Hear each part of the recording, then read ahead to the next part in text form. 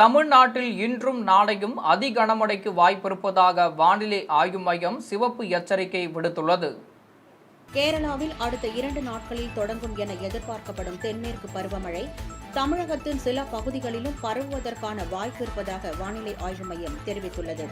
இந்நிலையில் தமிழ்நாடு, கேரளா, கர்நாடகாவில் இன்றும் நாளையும் அதி கனமழைக்கு வாய்ப்பிருப்பதாக வானிலை ஆய்வு மையம் சிவப்பு எச்சரிக்கை விடுத்துள்ளது. இதையொட்டி தமிழகத்தில் கோவை, நீலகிரி மாவட்டங்களில் அதி கனமழை பெய்யும் என்று எதிர்பார்க்கப்படுவதால் உதகை, வால்பாறையில் பேரிடர் மீட்புக் குழுவினர் முகாமிட்டுள்ளனர். இதனைத் தொடர்ந்து திண்டுக்கல், தேனி, தென்காசியில் இன்றும் நாளையும் மிக கனமழைக்கு வாய்ப்புள்ளதாகவும், சென்னையில் இன்றும் நாளையும் லேசானது முதல் மிதமான மழைக்கு வாய்ப்புள்ளதாகவும் வானிலை மையம் தெரிவித்துள்ளது. கடந்த 24 மணி நேரத்தில் நாகையில் 7 சென்டிமீட்டரும், வேதாரண்யத்தில் 5 சென்டிமீட்டரும், செய்யூரில் 4.5 சென்டிமீட்டரும், பேச்சிப்பாறையில் 3.5 சென்டிமீட்டரும் மழை பதிவாகியிருப்பதாக சென்னை வானிலை ஆய்வு மையம் தெரிவித்துள்ளது.